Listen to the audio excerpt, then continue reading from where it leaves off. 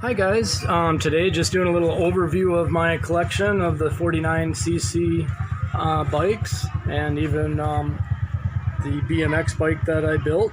So basically grew up in the USA on the farm. I had a mini bike, I had a go-kart, but these weren't really affordable or available back then. So now I retired to the Philippines and I started collecting these little guys, and they're lots of fun. This is my first one, 49cc Pocket Rocket.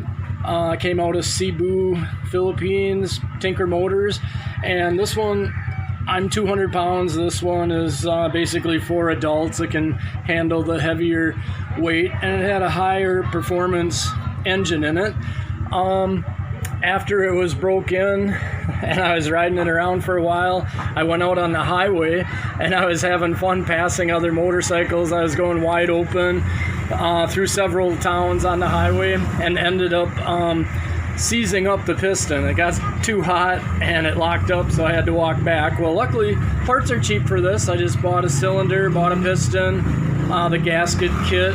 Pretty easy to do a little two-stroke, put it together again. And then I blew out a back tire one time. Well, that's $20 for a tire and a few dollars for a tube. So yeah, parts are available and parts are cheap. So the lesson I learned is don't go wide open all the time with these. Just kind of let off the gas a little bit, take a little break and stuff like that. And the main thing for maintenance you got to do on these, if you do not ride it all the time, I just take the carburetor bowl off before I start it the next time, because all the junk from the gas and the dirt and kind of turns into sludge and jello. Get that out of there and then put it back on before you start it so that it doesn't suck all that junk up into the little jets.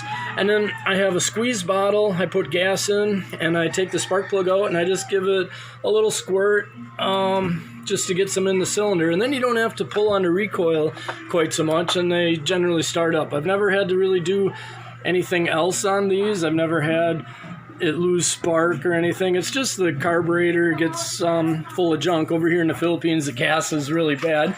And then the teenage boy wanted this dirt bike, but he's more of a gamer with his phone, so he doesn't really ride it anymore. He rode it a few times, and he's not like me. I grew up in the age, I had my mini bike, I wore that out. I had my go-kart, I pretty much wore that out. I was always like to ride. There wasn't much for video games back then.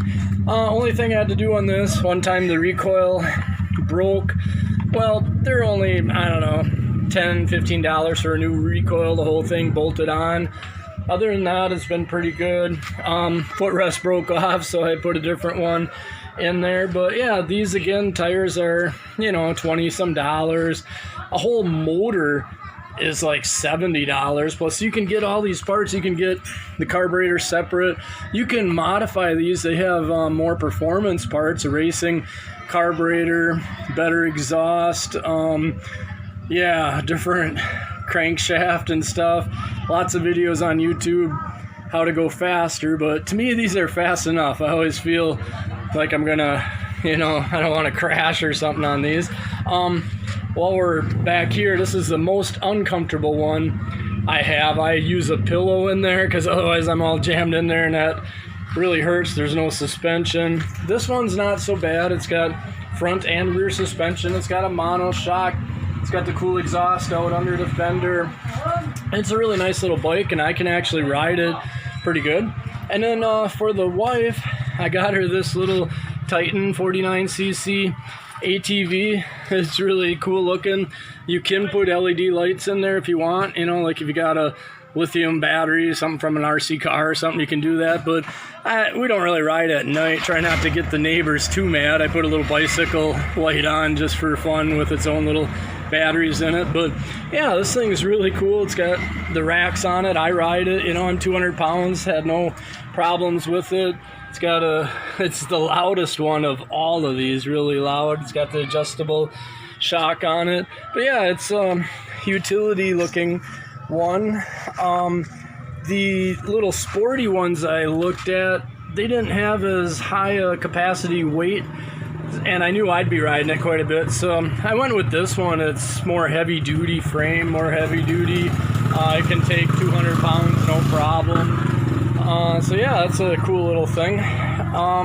At the end of this, I'll have riding videos on them too, so you can see what they look like and stuff. Here's my BMX bike.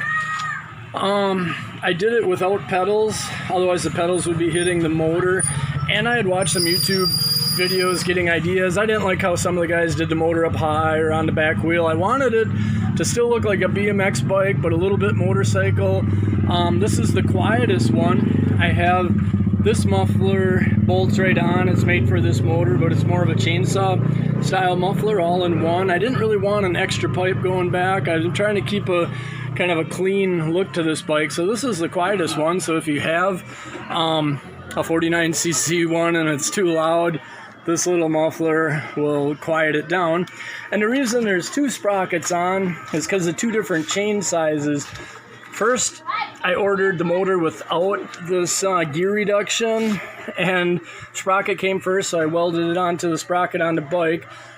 Well then, when I held the motor up, the alignment, the motor is going to be sticking way out, and I didn't want that. I wanted it a little bit more centered, so then I ordered the gear reduction. Well then, that's a different size sprocket on there, so you need the bigger chain, so I had to get the bigger sprocket.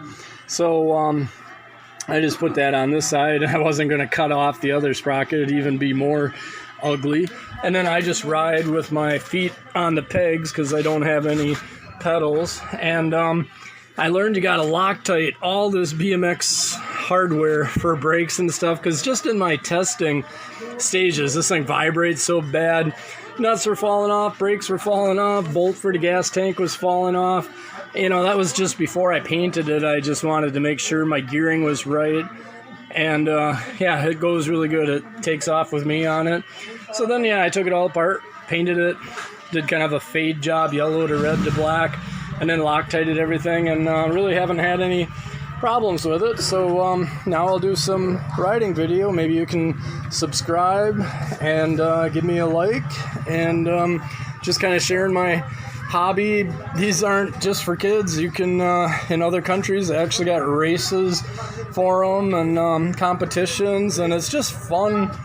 They're so portable. You can throw it in the trunk of your car. You can bring it camping. You can, you know, do all that kind of stuff. I don't recommend city streets on it because you're probably going to get called in and the cop's going to give you a pretty good ticket or something. But here in the Philippines, as long as I'm not annoying the people, nobody cares. I don't go wide open past their houses. Just in between the houses, I go faster, and just kind of gives me less problems by not getting everybody mad. So thanks a lot.